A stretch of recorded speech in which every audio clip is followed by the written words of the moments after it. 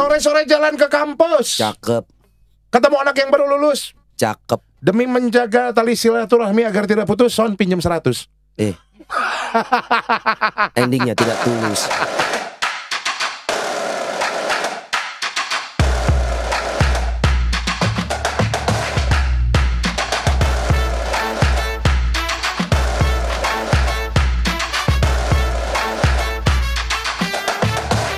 Endingnya tidak tulus ya. Berasa tulus lo minjemnya, Son? Nggak mau. Manawi 100 barangkali. Gimana kalau gue dulu ke lu, gue pinjam nanti gue pinjemin ke lu. Gimana sih bolak-balik? Ya udah deh kalau gitu gue mau cari tuyul aja. Wah, not. Oke, gue ikut. Yuk. Oke, yuk, let's go.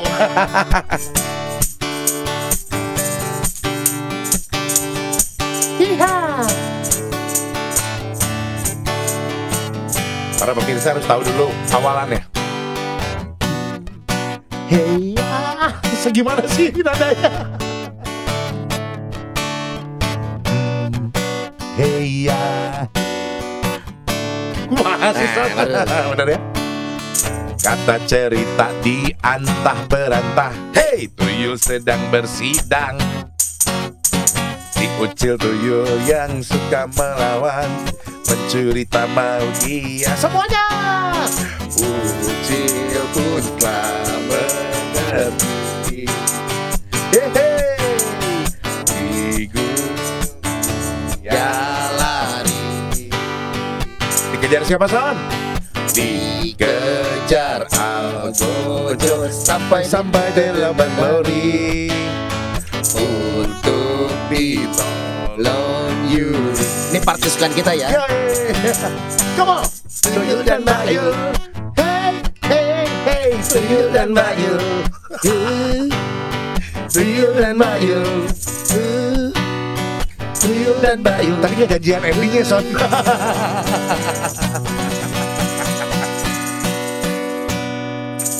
Ya, ini contoh tuyul serak begini nih pemirsa sekalian. Jadi gini Mas Kentung, ini Sontol dan Bongol kan. Sontol dan Bongol ini lagi sakit. Bener juga nih Tenggorokannya kayaknya. lagi enak banget. Cocok banget ini Ucil sama Kentung. Ucil Kentung mah musuhan. Oh, musuhan. Yang temen tuh Sontol sama Bongol. Ngerti orang Son? Ngerti, ya, ngerti orang Sontol Son. sama Bongol. Ya. Berarti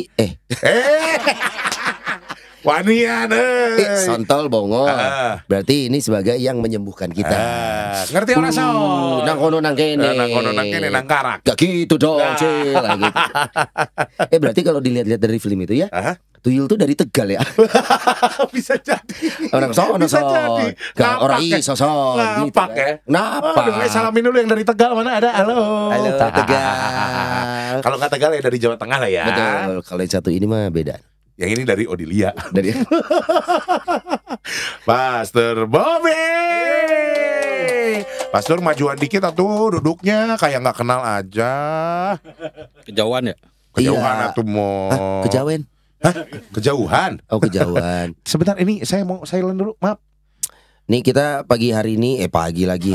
Hari ini kita ngundang Pastor Bobby sebagai pawang tuyul. Pawang tuyul. Karena bahasan kita nih seputar hal-hal yang kalau yang gue tahu ya istilahnya okultisme. Okultisme gaya banget ya. Oh, Yongkru itu percaya pada hal-hal yang berkaitan dengan mistis, kemudian juga bisa berupa benda. Kayak misalkan kalau mistis bendanya misting berarti Pak. Jangan pernah hilang dari ibu-ibu ya. Jangan pernah hilang dari ibu-ibu. Terus juga kepercayaan-kepercayaan tertentu. Nah, makanya paling pas nih Romo Bobby nih. Betul, karena Romo Bobby ini juga kan kalau kita lihat dari tongkrongannya dari tadi belum ngomong sepatah kata pun. Toto nyembur nih. Mo, apa kabar Mo? Baik. Udah lama nih Mo nggak ketemu? Iya. Trauma atau gimana? Datang ke rumah Noni. Kasihan yang di sini yang trauma. Kasihan. Aduh, iya sih Son, kitanya beban mental. Iya. Aduh, ketemu sama pawang tuyul begini nih. Mo pernah ngelihat tuyul nggak? Ada gede. Bukan. Mana ada tuyul segede gua? Ini juragannya. Kalau tuyul segede saya bahaya. Tadinya mau masukin botol. Kalau tuyulnya gini bukan duit, makanan yang diambil. Aduh, tapi kan kalau ngomongin tuyul kalau segede gua ya Son ya, Iya. butanya segede apa? Wah, genderuwonya. Mau beneran pernah ngeliat ini nggak mau hal-hal yang Goib, seperti itu? goib gitu? Goib, tuyul gitu. Nggak ada. Wah, Nggak pernah masa lihat? Nggak. Nggak pernah Bener? lihat. Nggak. malam-malam gitu pulang dari mana? Dari misa, dari lingkungan, lewatin kuburan, lewatin apa gitu? Ada di pinggir jalan tuyul. Ini Lagi rambu-rambu gandengan. orang nyebrang nih pasti nih. Aduh, ini jok 90-an tuh dia bingung iya gitu. Kalau ada rambu orang nyebrang gini, tuyul, mana? Rambu. Rambu-rambu. Sama kayak rambu jokes yang gini. Lu pernah nyobain es mambo? Pernah ya? Pernah. Es coret pernah nggak? Coret kan rambu juga, Pak. Makanya. Aduh. Oke, jadi mau kalau nggak pernah lihat, jadi tuyul tuh ada nggak?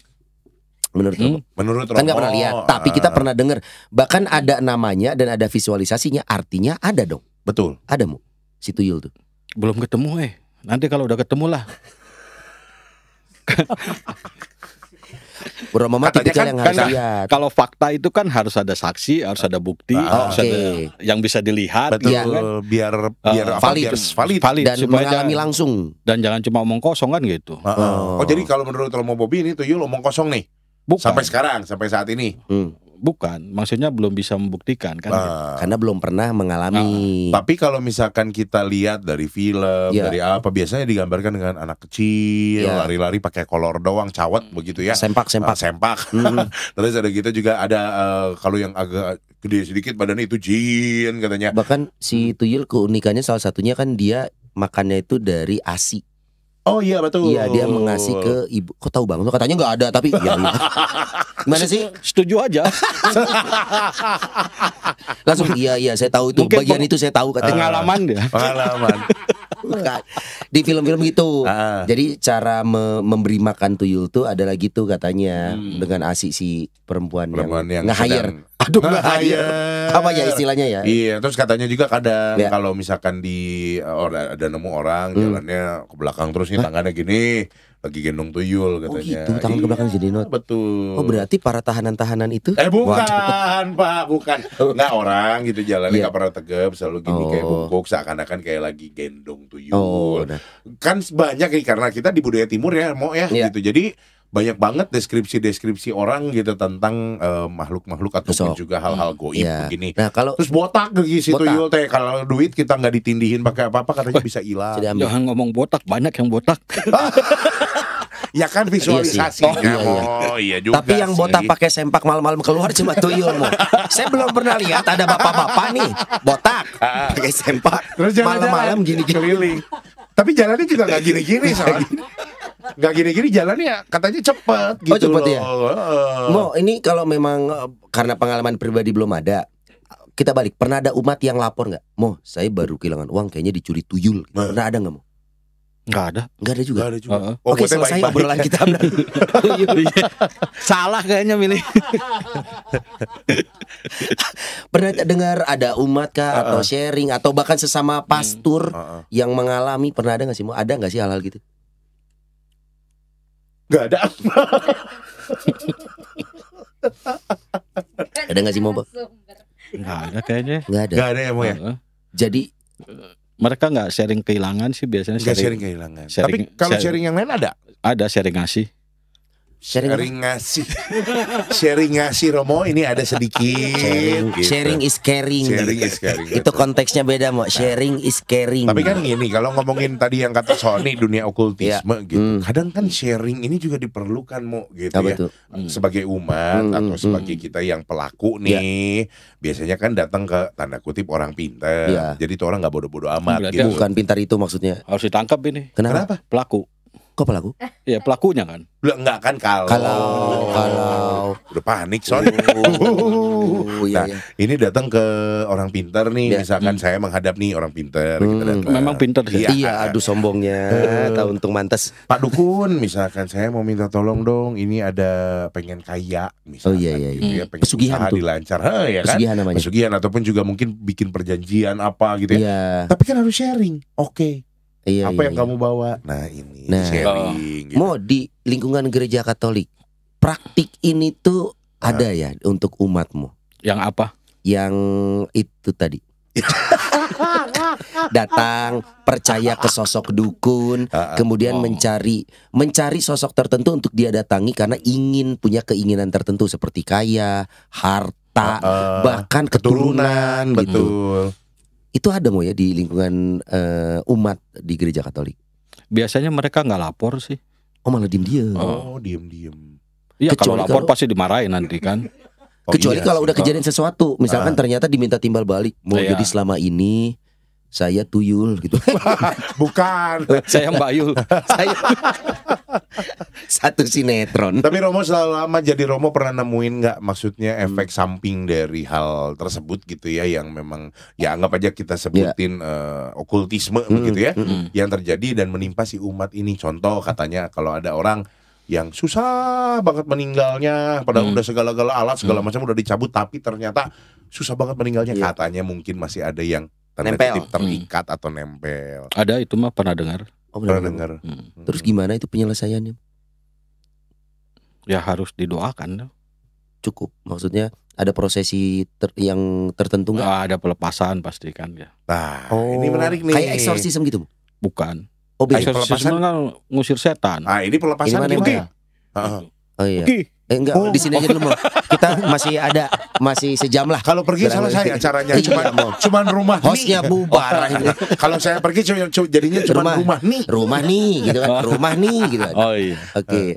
Berarti maksudnya pengusiran itu bisa pelepasan. Emang beda mau pelepasan, pengusiran gitu-gitu. Nah, pengusiran kan pengusiran setan. Saya pernah dengar dulu katanya memang nggak banyak ada praktek untuk eksorsis ya. Iya. Karena seringkali kan ada orang yang mengaku kerasukan, tapi sebetulnya mungkin bukan kerasukan. Iya. Gitu. Itu kejiwaan malah ya, Mo. Bukan roh dalam arti setan gitu ya. Tapi ya mungkin ada roh yang nempel gitu kan. Nah, roh itu roh apa, Mo? Yang nempel itu bukan setan? Bukan. Oh bukan. Mau ngomong rohana awas nih. Roh apa Mo? Tanya dulu nih. Roh kuda. Kita gerbangin dulu. Soalnya kan kalau di Katolik ada Roh Kudus. Yang nggak kudus tuh Roh Kuda berarti biasanya.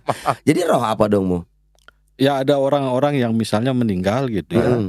Tapi kan belum sungguh dia masuk ke, artinya jalannya belum dapat gitu kan. Jadi memang masih ada di dunia. Nah itu roh-roh yang seperti itu sebetulnya. Jadi bukan eksorsisme yang kita bayangkan pengusiran setan. Iya. Kalau itu biasanya manusianya tuh masih dalam kondisi sehat secara fisik tapi kerasukan itu. Dan memang tidak diminta juga sama si orangnya. Tapi kalau kita ngomong okultisme atau perjanjian sengaja dengan setan ini kan berarti manusianya sengaja nih. Ada kesengajaan. Yang pastor pernah pelajari gitu si praktek okultisme ini seperti apa sih awal mulanya gitu? Saya nggak pernah belajar praktek okultisme. Oke, selesai lagi untuk selesai baru kali ini ada satu episode closingnya 3 kali. Mungkin lebih loh San. Nggak, maksudnya kan kalau jadi Romo pasti dibekelin nih. Yang begini itu termasuk okultisme loh gitu. Apa aja Mo kira-kira? Dukun. Kayaknya saya nggak belajar dulu ya. Nggak belajar ya. Berarti lulusnya juga lulus apa namanya dengan IPK secukupnya. Yang bagian itu nggak ada. Nggak ada. Atau mau kalau di lingkungan gereja Katolik nih ya, kita kan mengenal adanya istilah agama budaya. Kita nggak bisa menutup mata nih kalau di tanah Sunda nih Not ya, kita mengenal istilah wiwitan. Ini cemiu ya, ini maksudnya sejauh apa cemiu? Correct me if I'm wrong gitu. Disclaimer. Maksudnya kalau kita ke daerahan nih, nyokap gue juga dulu ada kalau di tanah Batak itu kepercayaannya si gale-gale. Si gale-gale itu setan. Si gale-gale bukan si gele-gele ya. Bukan itu beda dong bro, itu mah enak bro. Katanya kata Om Stef tahun 70-an. Jadi katanya kalau kita lihat di Danau Toba, lu pernah lihat ada patung Batak yang tinggi dimainin itu? Itu namanya si gale-gale dan itu dimerasuki roh supaya dia bisa bergerak. Kayak kalau di Jawa Timur mungkin Reok Ponorogo gitu. Kita sih kurang paham ya, tapi ada cerita bahwa hal-hal yang berkaitan dengan budaya dan agama budaya itu tuh sudah ada sejak dulu kala. Betul. Pandangan gereja Katolikmu terhadap hal-hal seperti ini nih, mulai dari agama budaya, orang yang sebelum mengenal Katolik pun mungkin dulu berdoanya ada yang ke air terjun. Iya, atau barangkali di air dia terjun. Waduh, kesian banget itu. Nah, artinya misi orang mencari Tuhan dalam hidupnya sampai akhirnya yang kita percaya adalah iman Katolik nih. Ya, betul. Nah, itu tetap diakui nggak sih Mo bahwa orang percaya dengan keyakinan dia dulu gitu? Mo? Dia tidur Son. Mau bangun mau bangun. Gua agak khawatir udah nih. Iya ya. Kita bridging gak boleh kepanjangan Son. Gak boleh. Soalnya takut tidur. Gimana Mo? Apanya pertanyaan? Agama budaya itu gereja Katolik pandangannya gimana? Karena kan budaya mah maksudnya dari zaman dulu gitu. Artinya kalau gereja Katolik dan agama Katolik kan juga berasal dari budaya ya, gitu. Itu kan budaya Israel pada masa itu. Oh iya, Yahudi, betul ya. Dan itu yang akhirnya menjadi agama gitu ya. Dan memang di Indonesia kan ada banyak budaya-budaya, bukan hanya Batak, tapi Cina juga, Jawa juga gitu. Sehingga memang campur aduk antara budaya, adat, tradisi dengan agama tuh campur aduk. Kayak kejawen misalnya gitu kan. Walaupun udah Katolik atau Muslim tetap akan kejawen juga gitu. Artinya tradisi budaya yang sudah dihidupi selama ini gitu ya. Hanya tinggal bagaimana orang mengarahkan bahwa di balik budaya yang tampak, hasil budidaya itu bahwa ada Tuhan yang berkarya, itu saja sih sebetulnya. Gitu. Nah, kadang orang atau umat sendiri kan masih sulit mengkotak-kotakan nih Mo gitu. Misalkan dalam artian ini batasan agama tuh sampai mana, budaya sampai mana gitu. Jangan sampai juga ya contoh gitu, kalau kayak saya sendiri dan lihat teman-teman yang lain gitu ya, walaupun sudah memeluk agama Katolik misalkan, tapi ketika memang budaya di Chinese itu ada yang namanya sembahyang ke leluhur ya, terutama kalau nggak juga kalau lagi nyekar ke kuburan, kita tetap pegang hio dan kita tetap mendoakan dengan gimmick budayanya ini nih gitu, tetap kita bawa. Cuman kan takutnya umat terjebak nih, mau sampai sedalam mana kita harus ngikutin gitu loh. Kalau misalkan di Katolik, apakah ada batasannya nggak sih? Sampai sini aja ya, jangan lebih gitu. Secara umum gosok-gosok mata lagi, takutnya beneran tidur. Kita harus siap. Tiap kali pertanyaan Romo butuh sekitar 3-5 detik. Jadi kita harus sabar dulu. Betul. 5 detik pasti bakal ada jawabannya. Pasti jawabannya. Ada. Terus kan dijawab juga soal pertanyaannya. Aduh. Ini host di ospek sama Romo. Bener. Batasannya mau batasan. Batasan apa? Iya.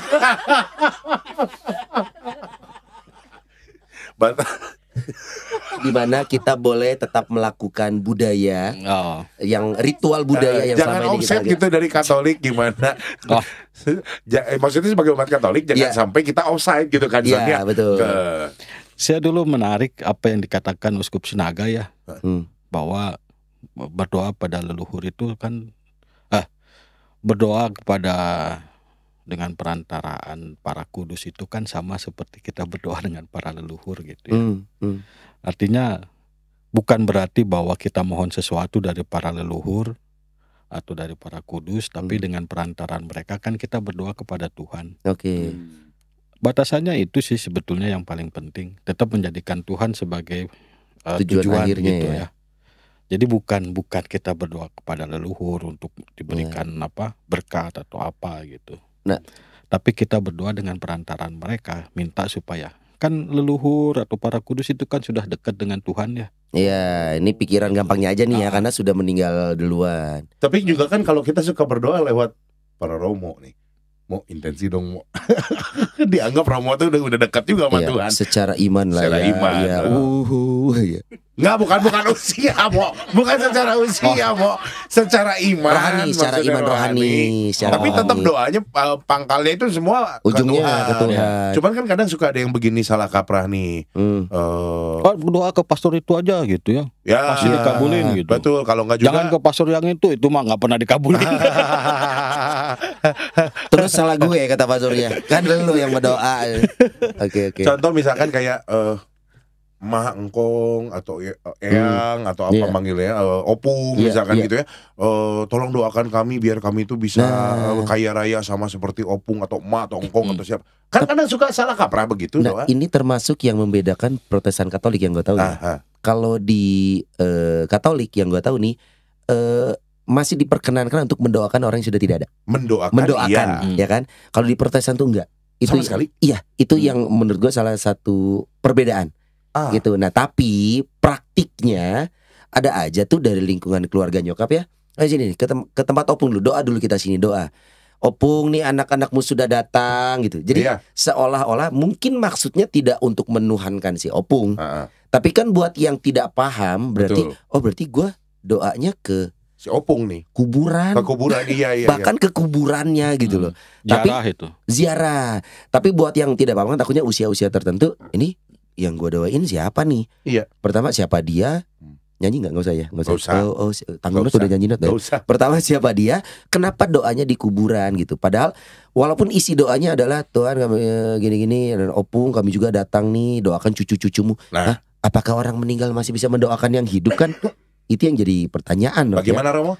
Nah, hal-hal seperti ini Mo, takutnya salah kaprah lebih baik tidak dilakukan sama sekali atau harus selalu memberi penjelasan ke generasi-generasi berikutnya nih Mo? Kasih penjelasan lah. Titik. Oke. Kasih penjelasan Not. Kasih penjelasan. Iya pokoknya. Kayak pilihannya cuma 2. Iya. Betul. Nggak salah Romo. Romo nggak salah. Yang salah itu kenapa dimakamin di situ. Jadi kita berdoa di sana. Yang salah juga kenapa kita tanyanya cuma A atau B. Jawabannya ya kalau nggak A ya B, ya kan. Nanti lagi kasih pilihan sampai 6 ya. Alfabet sampai Z. Gimana Romo pandangannya kalau yang masih pada kan ada ziarah ke kuburan dan lain-lain. Umat Romo masih ada yang melakukan itu? Ada. Dan nggak ada catatan apa nggak boleh ini nggak boleh itu atau bebasin aja mau sebenarnya kalau berziarah. Ziarah kan berarti kita mendoakan mereka yang sudah meninggal ya. Walaupun kadang-kadang ya sama seperti itu. Seperti diperkenalkan opung ini cucumu baru lahir persis, gitu kan. Persis. Nah, itu mah bawaan tradisi, bawaan budaya. Artinya jadi, kan dari seseorang masih merasa bahwa yang meninggal ini masih ada, masih melihat, masih hadir gitu kan. Itu. Nah, kalau misalkan itu cerita tentang yang sudah meninggal ya Sonia, sudahlah ya sudah meninggal ya. Nggak usah diceritain saja. Berarti. Betul, kita kenang saja. Cuman intinya kalau yang sengaja nyari orang pintar nih Mo, tanda kutip dukun gitu. Ini orang dukun ini pasti minumnya tolak. Oh iya karena dia orang pintar. Atau sebelum ke sana kita balik Mo. Memang benar gak sih ada manusia yang dikasih berkah khusus untuk punya kemampuan, makanya dia dibilang orang pintar, entah itu membaca masa depan atau melihat potensi gitu. Memang berkat itu ada gak sih? Ada. Ke beberapa orang itu memang terjadi maksudnya, bahkan ke umat Katolik sekalipun. Ada. Oke. Ada. Pilihannya kan bicara soal gak salah. Bicara soal berkat Tuhan ya. Iya betul. Kita kan nggak bisa membatasi bahwa iya. berkat Tuhan hanya buat dia, nggak buat dia. Tapi maksudnya ada yang konflik nih Mo, dalam artian itu berkat atau malah bukan berkat gitu. Bisa lihat-lihat yang begitu Temo. Dan kalau saya pribadi ada yang merasa bukan berkat karena dia selalu diminta untuk mendoakan mereka yang sudah meninggal gitu.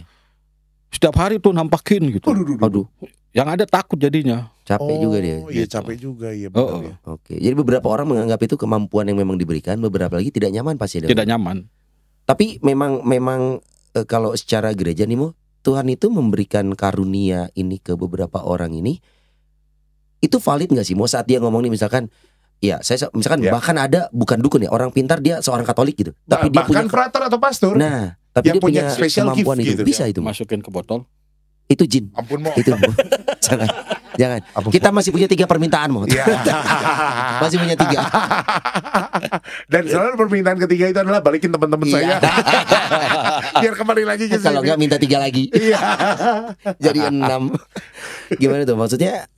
Itu umat Katolik pun sangat mungkin mendapatkan karunia itu, dan itu valid gitu Mo saat ada umat Katolik lainnya nanya, Bindong bisnis gua nih gini menurut lu gimana? boleh itu?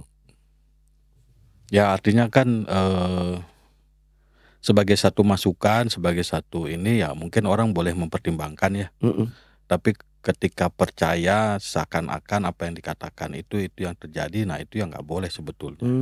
Tapi ketika ada masukan dari orang yang bisa ataupun punya kemampuan itu untuk bilang, Son kayaknya lu kalau duduk siaran ngadepnya lewat sono geser dikit ngadep timur. Karena ngalangin gitu kan. Iya mungkin gitu atau ternyata. gimana. Cuman misalkan ada hal lain juga, Son kayaknya kalau di situ nggak bagus buat hoki lu. Nah, iya. Si Sony harus gimana bersikapnya, Mo? Ya artinya kan ya sebagai satu masukan ya oke saja didengarin. Tapi toh pada akhirnya tetap harus ada bukti ya yang valid ya.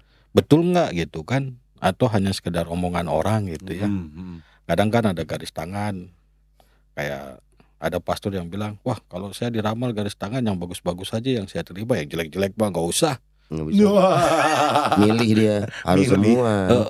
Jadi yang bagus-bagus dia percaya, yang jelek-jelek enggak. Gitu. Nah itu berarti ramalan-ramalan dan lain sebagainya gitu juga jadikan boleh kita dengar, ya? tapi nggak perlu kita imani itu ya, Pastor ya berarti ya. Oke. Namun kalau sebenarnya okultisme itu banyak ya, mulai dari meramal masa depan, percaya ada benda yang bisa melindungi dirinya, atau ada sosok yang mengikuti dirinya, menempel itu tadi, yang tadi Romo bilang. Termasuk untuk yang kejahatan mungkin ada santet dan segala macam. Ilmu kebal. Pastor kalau disantet kena apa kebal? Pelet sih. Tapi pelet lauk, pelet ikan. Pelet ikan lele yang segede gini.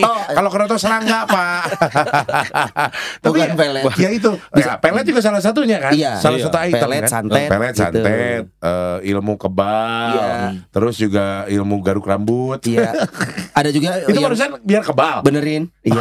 Beberapa ada orang ilmu kebas. Kalau kebas, Pak. Biasa. Itu mah biasa faktor U, Pak. Ada mau gitu. Pastor kalau disantet kena apa enggak? Kira-kira. Memang ada sih yang cerita gitu ya. Soal santet, pelet dan sebagainya.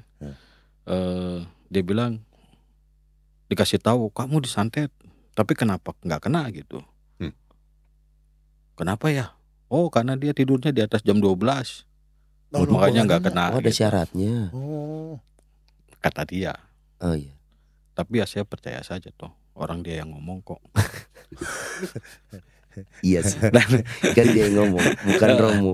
Lalu yang kedua memang itu kan soal percaya ya. Kalau memang percaya disantet ya pasti mungkin akan kena juga. Tapi kalau nggak percaya ya nggak akan kena juga. Oh ini jadi benteng pertama loh. Jangan percaya santet, maka kemungkinan kita sebagai umat Katolik nggak akan kena santet nih.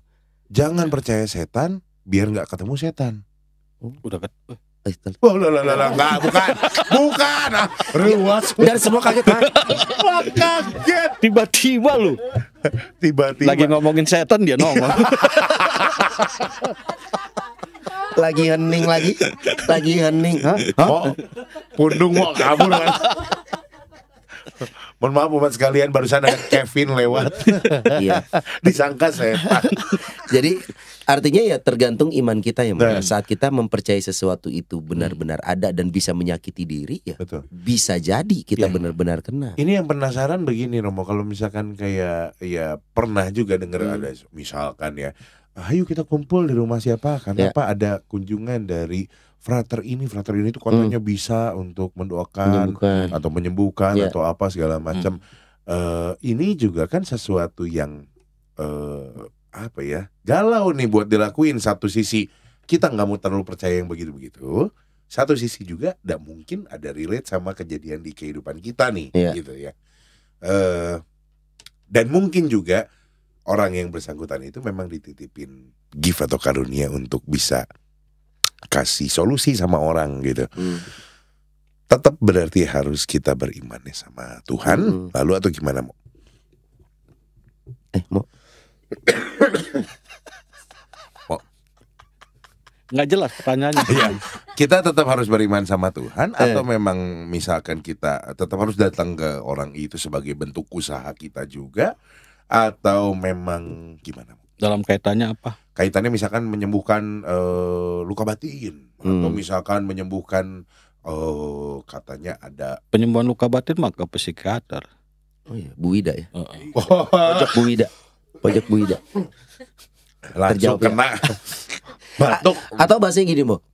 Kita boleh mendua hati nggak? Misalkan di saat yang sama kita berdoa nih, kita berdoa kepada Tuhan. Betul. Tapi yang namanya manusia mungkin ada tidak sabarnya, dan secara logikanya nggak dijawab-jawab nih doa minta jodoh misalkan. Di saat yang sama dia mencari nih, mungkin bisa lewat orang yang katanya bisa ngejodohin lah dengan kemampuan khusus, bisa membaca aura. Aura lu cocoknya ini, kerja di air. Ini. Waduh, weton.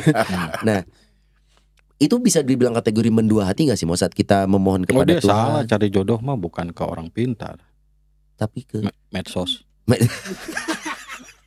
Iya juga sih Mo. Iya. Iya kan ngapain orang ke orang pinter? Iya. Untuk dibukain auranya gitu biar jangan sampai dia ketutup sama orang lain. Nggak butek gitu auranya ya. Jadi better nggak boleh tuh Mo ya, mendua hati seperti itu Mo.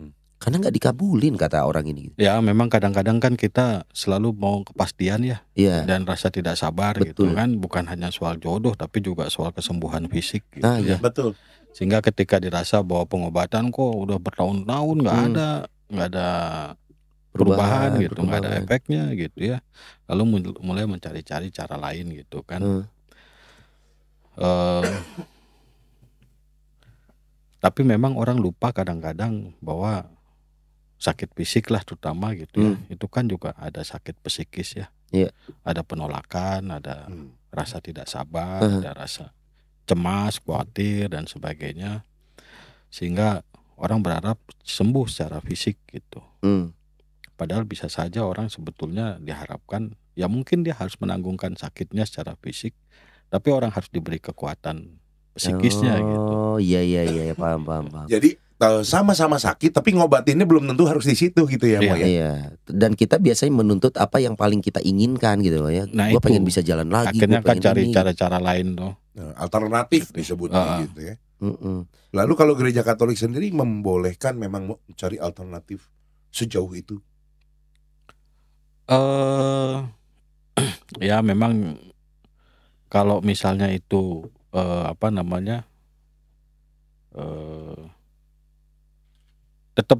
tetap mengandalkan karya Tuhan gitu ya, atau kehendak Tuhan, saya rasa nggak masalah sih sebetulnya. Cuman kan kadang-kadang dia seringkali dia tidak memakai kehendak Tuhan juga gitu ya. Misalnya, kamu sakit biduran, kamu harus mandi kembang 7 rupa.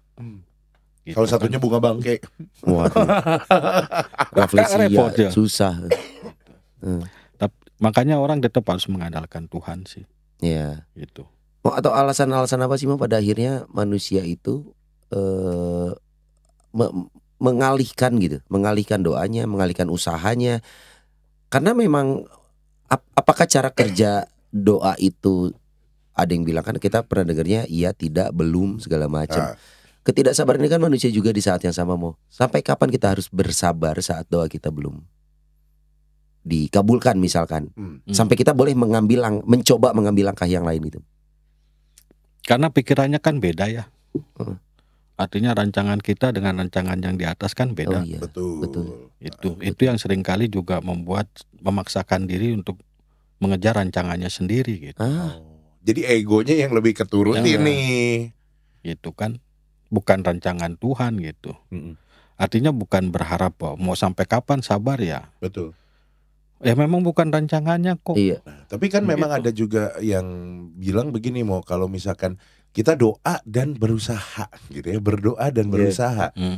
Ya kadang manusia jadi punya kepikiran punya pikiran sendiri bahwa ini adalah salah satu bentuk usaha saya gitu.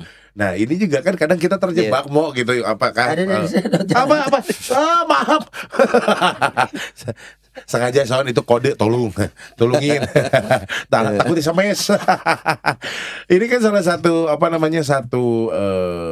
usaha manusia gitu loh, biar nggak cuman berdoa, tapi seringkali kan kita jadi salah jalan gara-gara itu. Mau ada tips and trick nggak buat umat yang memang mungkin masih mengalami kegalauan, harus berdoa, berusaha, tapi sejauh mana nih usahanya yang boleh dilakukan? Tips and tricknya dong biar tetap jalan di jalan yang benar.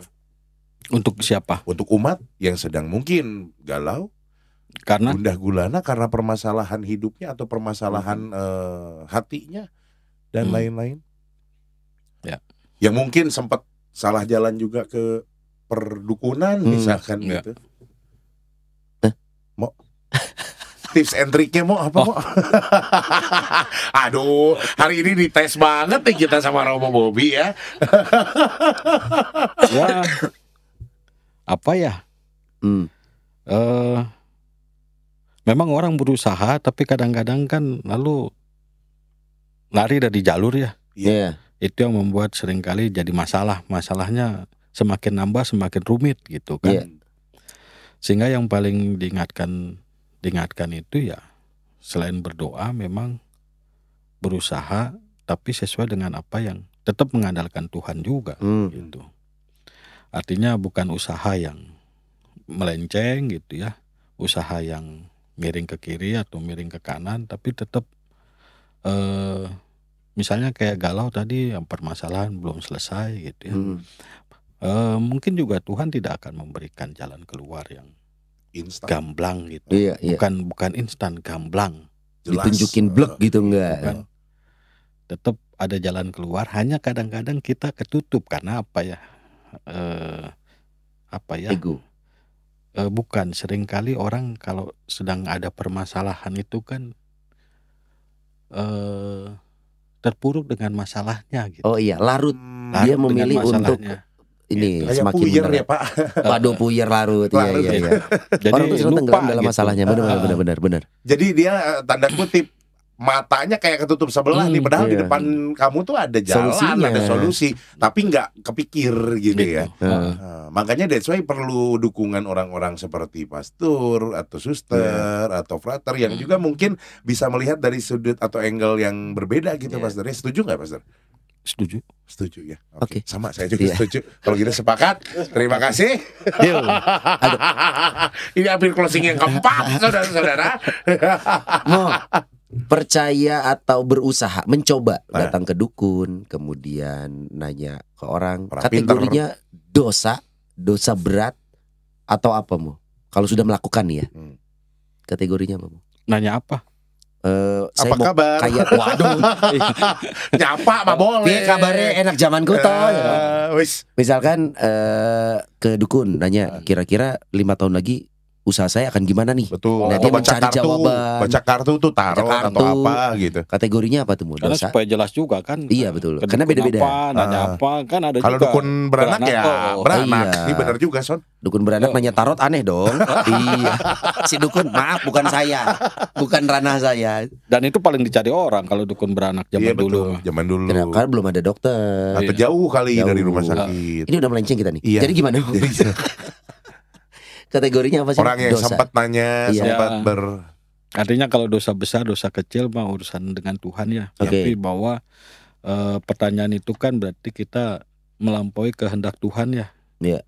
Itu yang salahnya di situ sebetulnya. Artinya ya sudah kehendak Tuhan saja yang terjadi, nggak usah ada persiapan atau apa namanya. Bukan jaminan juga kan. Kalau misalnya tanya, 5 tahun lagi gimana? Wah kamu akan berhasil, kamu belum tentu juga. Kalau dia mempercayai itu sebagai jadi satu kebenaran, dia berdosa nggak sih Mo? Untuk dirinya sendiri? Ya berarti kan dia mendahului kehendak Tuhan ya. Oke. Karena bisa saja gara-gara percaya dengan itu lalu dia nggak buat apa-apa, nggak berdoa juga, ya sama aja bohong. Karena nanti saya akan 5 tahun lagi akan kaya, segala macam. Kan ada orang yang berpikir begitu ya. Udahlah nanti kita juga akan kaya kok 5 tahun lagi. Tapi terus nggak bikin apa-apa, nggak berdoa, nggak berusaha, nggak kerja misalnya. Iya. Ya sudah. Jadi kayak ini sugesti, pada akhirnya dia mensugestikan dirinya sendiri, saya pasti kaya, tapi nggak ngapa-ngapain. Salahnya dia justru di sana gitu. Padahal bekerja berusahanya mah harus gitu. Betul. Kalau jadi kan bukan soal kayanya. Iya. Karena dia berusaha dan kerja itu. Nah itu yang bisa bikin kaya gitu ya. Jadi nggak usah nanya ke dukun sebetulnya. Nah, karena jawaban dukun kan kamu siapkan gini. Oh. Iya. Kalau sudah terlanjur melakukan. Nah itu kan pesugihan berarti. Nah iya. Beda lagi. Itu kan obrolan kita hari ini Mo. Bisa pesugihan. Itu lagi ngobrol itu. Ini gimana di pesugihan Mo? Kirain lagi ngomong tuyul tadi. Nah, iya enggak, tuyul. Karena lagunya kan tuyul. Tuyul kan prosesinya itu adalah jalan masuk kita menuju pesugihan. Tahu banget, serem banget barusan ya. Tapi ya itu Mo, kadang manusia kan seringkali disuruh untuk peka dengan misalkan apakah ini jalan dari Tuhan, apakah ini adalah solusi buat masalah-masalah kita. Seringkali juga orang kan bertanya-tanya Romo gitu, bahwa saya ketemu nih sama misalkan sama si Sony ini ngomong katanya, Not kayaknya lu tuh begini nih, menurut versi manusia ke manusia. Tapi sebagai manusia yang sedang lemah letih lesu, saya kurang darah maksudnya Mo. Kan seringkali kita tuh juga jadi ragu saya. Kurang darah. Maksudnya darah tuh darah yang ada di saksang ya. Darah muda gitu. Darah muda. Saksang darah. Ini posisinya kita jadi seringkali galau, apa jangan-jangan si Sony itu adalah utusan Tuhan. Waduh. Ya kan bisa jadi berpikir gitu. Jangan-jangan Tuhan ngomong lewat si Sony nih. Kita harus berimannya gimana sih Mo? Ya, apakah benar nggak ini utusan Tuhan buat kita? Tuhan berbicara lewat media seorang Sony. Kan Tuhan bisa hadir dari mana aja gitu loh. Efeknya sih sebetulnya. Akibatnya kalau membuat orang menjadi lebih baik ya berarti dari Tuhan. Oh, sesimpel itu ya Mo ya. Kalau nggak jadi lebih baik berarti bukan dari Tuhan. Mungkin pribadinya atau bukan, mungkin yang lain juga. Atau kita ambil suatu contoh, saat orang meminta kekayaan dari orang pintar nih, kemudian somehow terwujud dia dapat kekayaan yang mungkin di saat yang sama dia bisa jadi tetap berdoa ke gereja misalkan, tapi di saat yang sama dia tetap mencari dari sumber lain untuk pesugihan. Nah harta yang dia dapat ini Mo, dia amini sih dari, mungkin dia bisa dari dua sisi ya, karena dia kan mendua hati ini nih Mo. Nah apakah ini menjadi berkat yang baik, kemudian dia kembalikan ke Tuhan dalam bentuk persembahan? Jadi tahu nih, dewa gunung, dewa api, aku ingin kaya, Tuhan ini hartaku. Jadi perpuluhan gitu ya sana. Kata Tuhan, hei lain ti orang bro. Tapi kan ya itu. Ya itu mungkin terjadi nggak sih Mo? Dan harta itu yang kita dapatkan dari bukan jalan yang benar. Nasib si harta tuh kita apain Mo harusnya Mo? Betul. Apakah layak nggak kalau dipersembahkan di gereja gitu misalkan? Iya itu kemarin rame tuh. Yang mana? Gimana? Yang dapat harta dengan yang tidak benar itu. Di gereja mana? Benar. Ada kejadian di gereja atau? Karena disumbangkan ya. Oh akhirnya disumbangkan.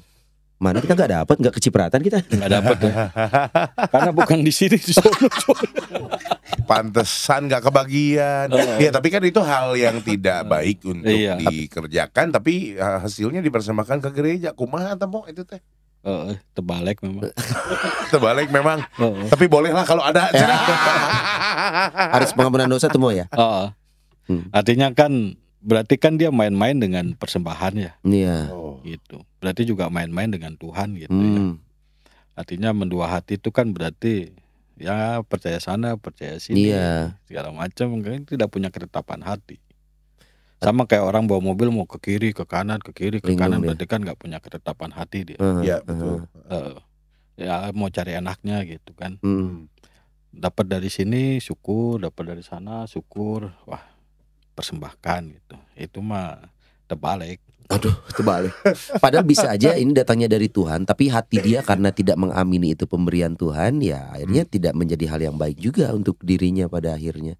Lu pernah ngedoa apa gitu nggak terkabul, coba hal lain gitu pernah nggak sih? Ya mungkin karena kita tumbuh di keluarga yang mengajarkan itu hal yang tidak baik gitu. Cuman ya kayak misalkan kalau yang pernah terjadi itu adalah kalau misalkan ada yang ngomong, contoh ya misalkan, Not kayaknya lu dari air muka lu. Air muka tuh apa? Aura, mimik muka dan lain. Kayaknya lu mah orang paling hoki sedunia. Wah. Nah, pernah dia ngomong begitu. Faktanya gimana? Faktanya ya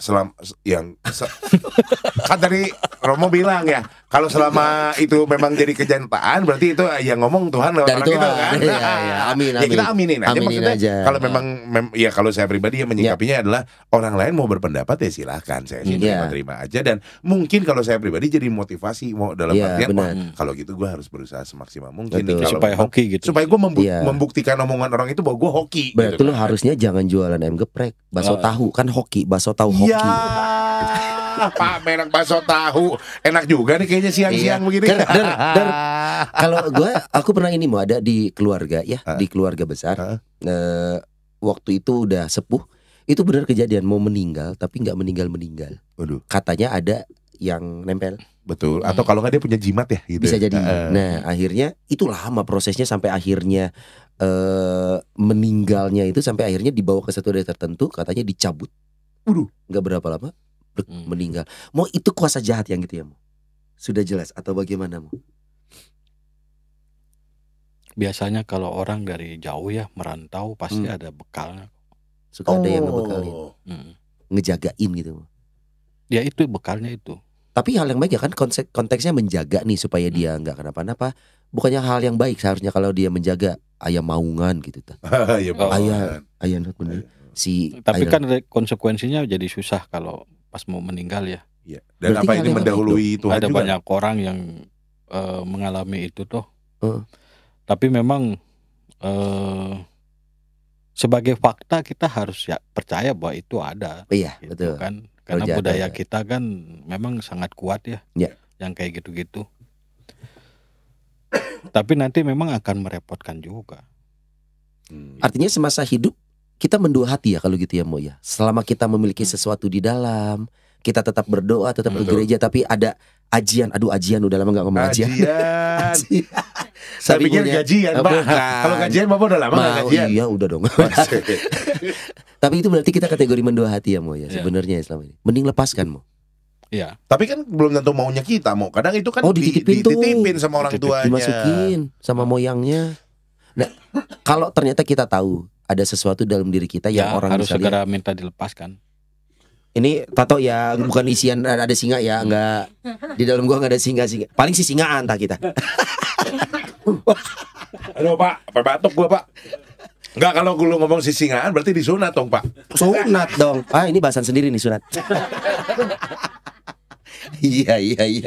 Oke, berarti bayangin aja ngilu. Kalau kita memang cukup tahu ini berasal dari budaya. Agama Katolik juga memberikan batasan selama tidak bertentangan, yang utama tidak bertentangan dengan ajaran gereja, dan masih bisa dilakukan untuk kebaikan diri ya lakukanlah, seperti yang berdoa menggunakan hiu. Hiu itu kan tidak yang dituhankan bukan hionya, itu hanya media supaya kita ngerasa lebih dekat gitu. Nah, tapi gampang nggak sih Mo, dalam artian gini, ini kan sesimpel ada sesuatu dilepas udah lu jadi orang Katolik seutuhnya, atau tetap ada ritual yang harus dilakukan, pengakuan dosa kah, ke pastor kah, ada masa tertentu kah, gitu-gitu ada nggak sih Mo, diatur nggak sih dalam hukum gereja? Ya, artinya kan tergantung kebijakan pastornya ya, untuk melihat pertobatannya, melihat niat baiknya segala macam gitu kan, karena memang ada orang-orang yang akhirnya mau, ada yang tetap bertahan kan gitu juga. Iya, sampai nanti kalau udah mau meninggal baru baru disadari bahwa ada sesuatu misalnya gitu. Selama hidup menikmati dulu. Ilmunya dia pakai dulu, pas mau meninggal baru. Dan juga banyak umat yang suka bersembunyi begini, nanti juga Tuhan mengampuni, kan Tuhan Maha Pengampun. Jadi pas last minute aja nih gue baru minta ampun misalkan gitu. Mau pandangan Romo gimana sama umat-umat yang masih begitu? Ada banyak kok. Ya ada banyak, cuman maksudnya ada saran apa gitu sama umatnya? Ya pengakuan dosa kan bukan hanya sekedar pengakuan ya. Iya. Tapi juga soal perubahan gitu. Nah kalau udah mau mati baru ngaku dosa, kapan berubahnya dia? Iya. Lagian nih gue bukan Ultraman juga bisa berubah ya, atau Satria Baja Hitam atau Satria Baja Ringan misalkan. Tapi mungkin juga ada ketakutan nanti buat dosa lagi gitu kan. Last minute biar pas suci dari awal terus meninggal.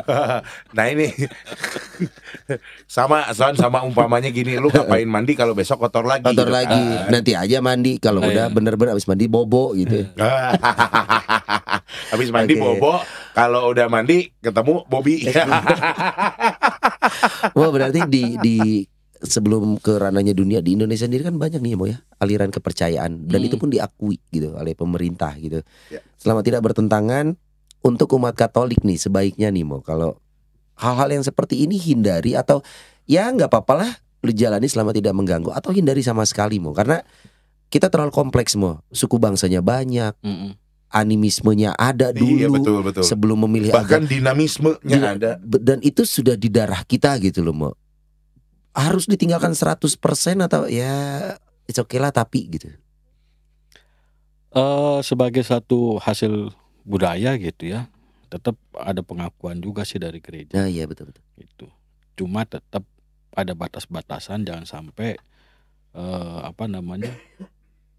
mengambil alih apa yang menjadi peran Tuhan gitu. Oke. Misalnya kan soal animisme, dia ngasih sajen gitu ya di bawah pohon, seakan-akan pohon yang memberikan kekuatan. Iya. Kadang-kadang juga orang datang ke pastor minta berkat air. Oh iya, suka minta diberkati. Terus airnya jadi jimat gitu mau atau gimana? Pandangan orang-orang disangkanya airnya jadi jimat nih gitu.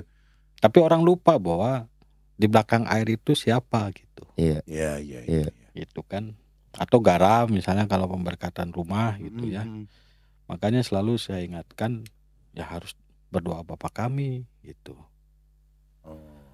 Sehingga bukan airnya atau garamnya yang memberi kekuatan, tapi Roh Kudusnya gitu. Tuhannya yang memang melalui media ini bisa bekerja tanda kutip seperti itu ya. Tapi benarkah garam sama air ini bisa mengusir syaitan? Mo, kalau kayak lagi pemberkatan rumah gitu, Mo? Pemberkatan rumah kan pertama-tama bukan untuk ngusir setan. Tapi kan kalau kayak umat biasanya begitu dengar suara-suara aneh langsung Pastor Bobby tolong dong, ini kayaknya di rumah ada setan nih mau minta diberkati rumahnya. Kan sering salah kaprah begitu, Mo. Padahal ada tikus lagi jalan di plafon. Iya. Itu dia. Yang ngeri itu kalau setan tikus. Kalau tikus aja berarti hidup. Hidup bisa jurigna. Iya, jurigna. Tetap dia ngegerogotin tapi gak kelihatan. Mau dimatiin nggak bisa, cek si tikus nggak bisa. Saya udah mati. Iya. Tapi dia tetap ngegerogotin gitu kan, roti hilang. Ngeselin tuh setan tikus memang. Aduh, gawat nih, jangan sampai ada lah setan tikus. Orang Katolik ya bisa pasti terhindar dari santet. Nah, ini nih menarik. Bukannya udah tadi? Enggak. Nah. Kalau kita ngomong keimanan nih, Mo. Kalau tadi kan percaya nih. Kalau pertanyaan mendasar kan percaya masuk surga enggak? Itu kan tentang keimanannya. Dikirim nih, set. Kalau kena berarti imannya enggak kuat atau memang santetnya lebih kuat? Maksudnya santet lebih kuat dari imannya dari orang imannya itu atau gimana? Nah, apakah orang Katolik pasti kuat dari santet? Dulu saya pernah nyantet. Jangan. Pernah apa, Mo? Melet. Nakal pernah melet. Bikin pelet ikan. Aman. Buat mancing. Dulu pernah pertemuan kami pastor muda ya, Monsinyur Sunarko kalau nggak salah, yang Purwokerto itu kan juga paranormal ya. Ini lucu nih. Nah, dia pernah mengatakan bahwa hal-hal yang paranormal itu sebetulnya normal karena itu metafisik bukan fisik gitu ya. Kan ada fisika, ada metafisika. Iya. Dan itu dibuktikan dengan Albert Einstein. Sama dengan MC kuadrat. Ya, MC kuadrat. Energi, massa, kecepatan gitu kan. Jadi santet itu memang energi yang dimasukkan gitu. Ada penjelasan ilmiahnya, Bang? Ada menurut dia. Oke. Gitu. Lalu berdebat dengan orang karismatik gitu ya. Yang mengatakan pokoknya kita harus percaya sama Tuhan supaya nggak masuk santet itu. Gitu. Tapi Bapak Uskup ini bilang tetap akan masuk. Gitu ya. Karena ya itu tadi metafisik ilmiah kan. Ya, metafisik ya. Gitu. Artinya ada orang yang punya kemampuan menggerakkan benda secepat mungkin sehingga menjadi energi yang bisa dimasukin masuk ke dalam, diam jadi benda lagi kan gitu. Itu metafisik ya ranahnya ya, Mo ya. Jadi kayak botol nih, masuk ke Sony. Tapi kan jadi bukan botol lagi di dalam Sony. Iya. Kayak kemarin dari perutnya keluar mur, keluar paku, karena masuk cepat gitu. Gitu. Percaya? Saya nggak tahu juga. Belum pernah ngalamin juga lagian. Belum pernah bikin juga. Iya sih. Tapi jangan, Mo. Kalau kejadian, Mo, umat Katolik nih disantet dan kejadian sama dirinya. Ya. Siapa yang harus dipersalahkan? Imannya kah? Atau nih orang ilmunya memang secara metafisik kalau memang ini penjelasannya ada ilmiah memang sehebat itu atau apa yang harus dilakukan gitu. Lalu dilanjut juga nih tambahan ya, apakah dia harus segera menghubungi paranormal atau pastor? Para pastor. Paranormal atau para pastor? Atau para pastor yang gak normal. Gimana? Yang kedua tuh.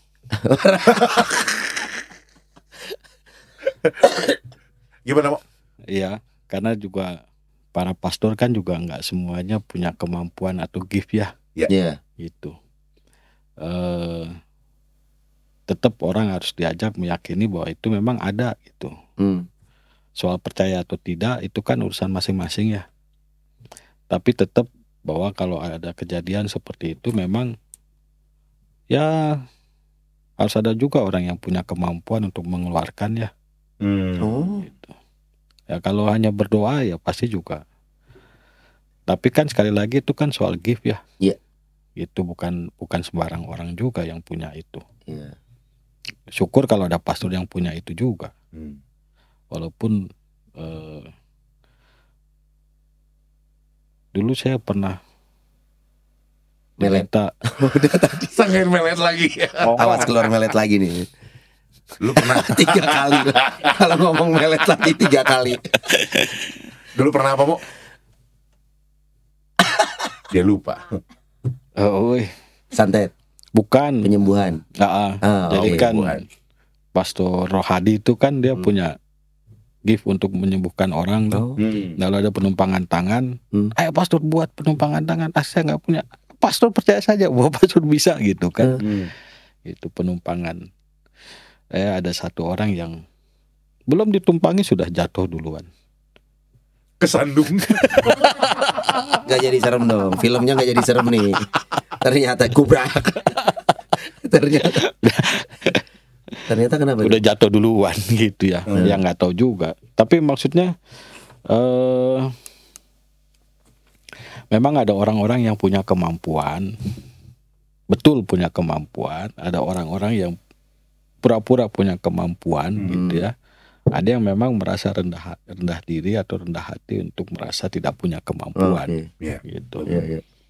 Sehingga ya kalau bicara soal santet ya harus bicara juga dengan orang-orang yang punya kemampuan gitu. Artinya nggak sembarang pastor juga untuk bisa menyembuhkan atau mengeluarkannya kan gitu.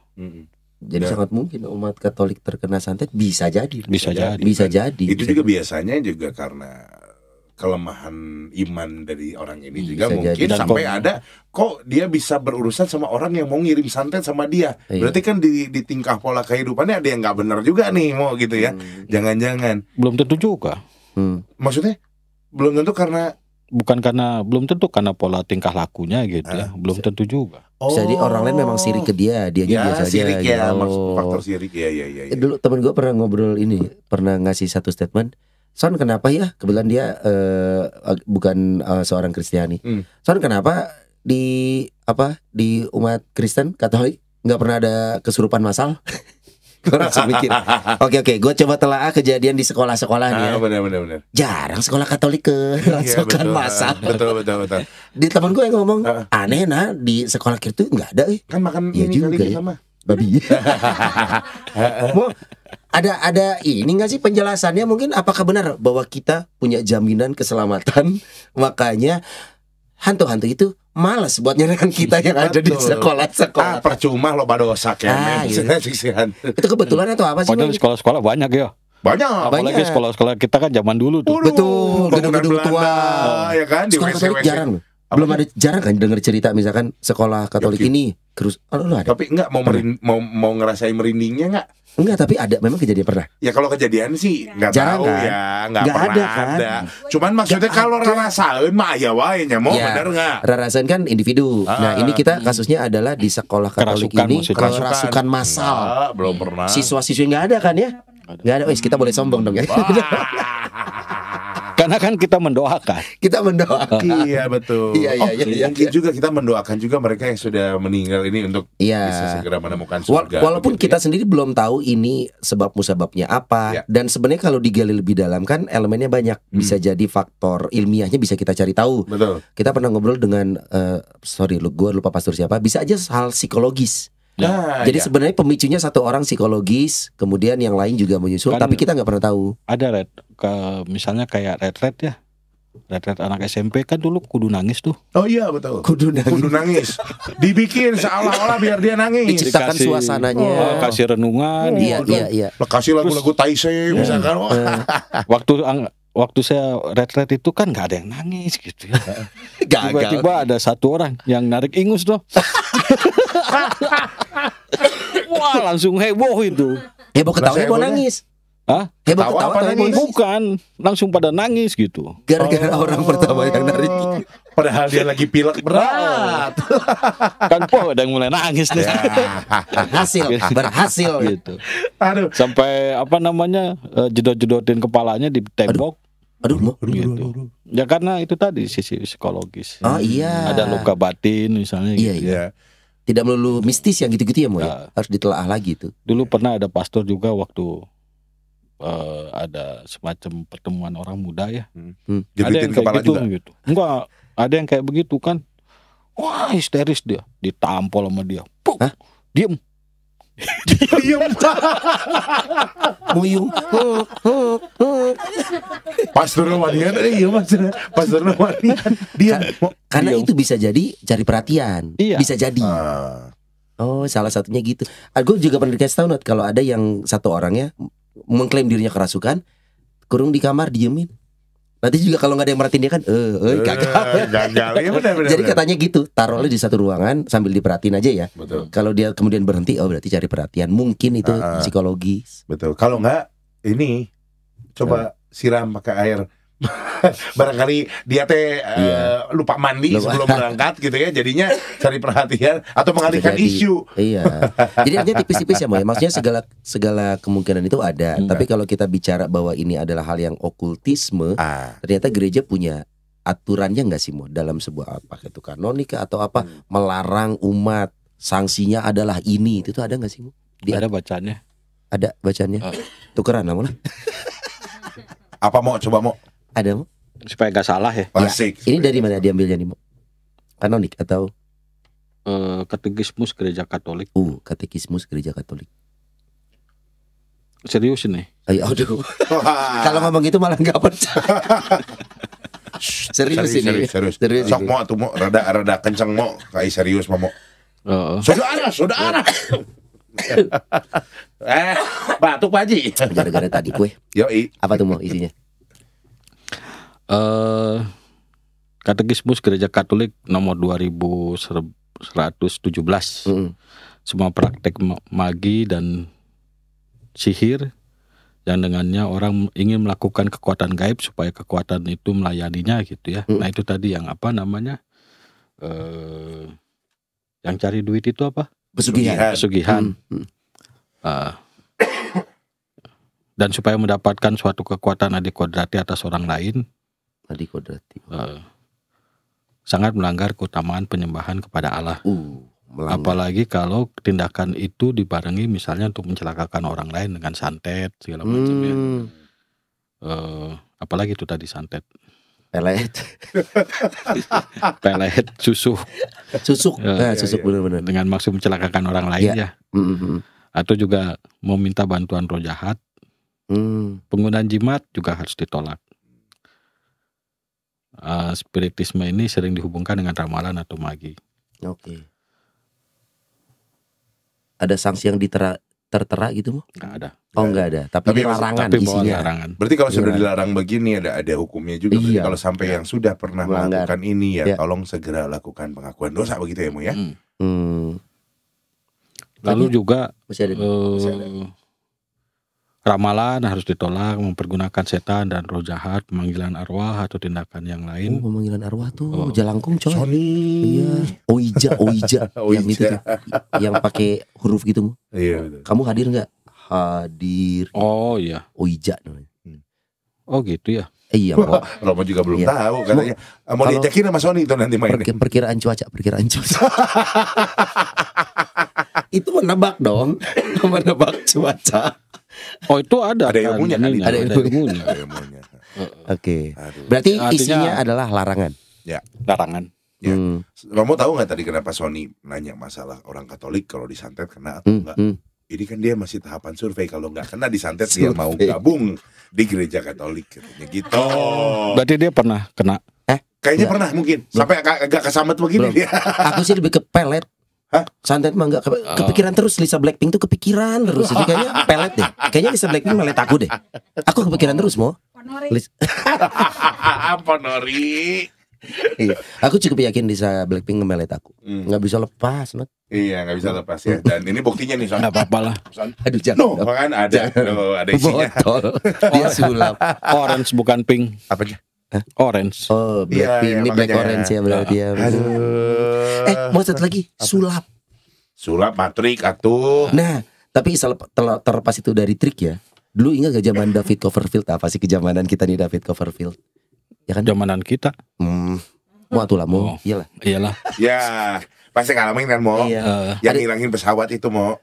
Nembus tembok Cina. Terus terbang di dalam kotak, lu lihat nggak? Itu gue yang masih belum dapat penjelasannya.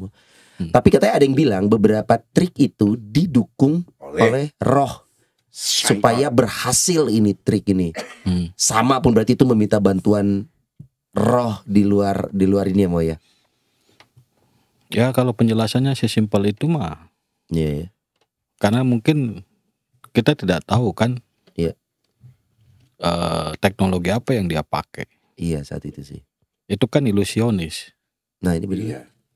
Dan kalau sekarang bukan sihir, ilusionis. Nah, bahkan sekarang banyak berkembang ya tekniknya barangkali.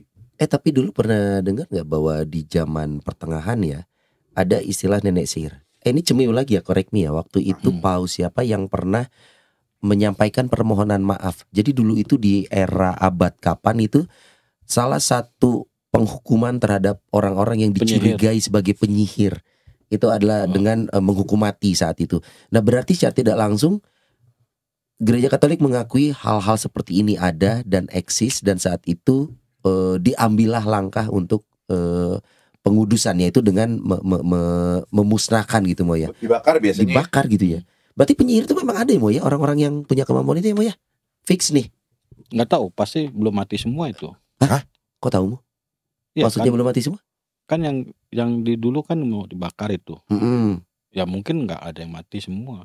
Oh karena penyihir. Make sense. Dia bisa bisa hidup lama misalkan. Bisa jadi berubah wujud jadi bernama Nyai Krisantia. Nyai Maya. Benar. Sopa. Iya. Bisa jadi Pak De Kristo. Pak De Kristo. Ya kan? Nggak ada yang tahu. Nggak tahu. Atau berubah mungkin bentuk, atas nama Chris Sony Bastian. Jangan dong. Jangan dong. Nggak ada yang tahu.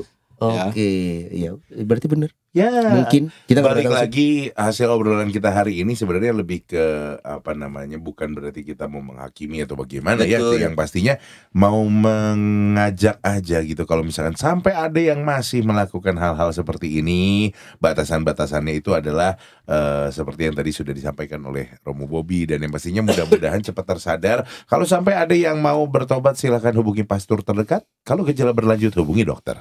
Waduh. Betul dong. Mas Bobby, terima kasih sudah sharing mengenai hal-hal ini, dan ini tentu beneran. Kali ini beneran.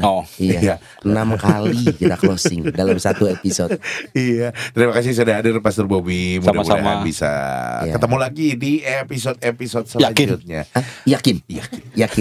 Kami yakin. Kali ini kita closingnya kita bisa menghilang ya. Kristo tolong dibantu diedit. Sering. Bye-bye semuanya. Sampai ketemu. Hilang. Belum not. Masuk duluan. Belum.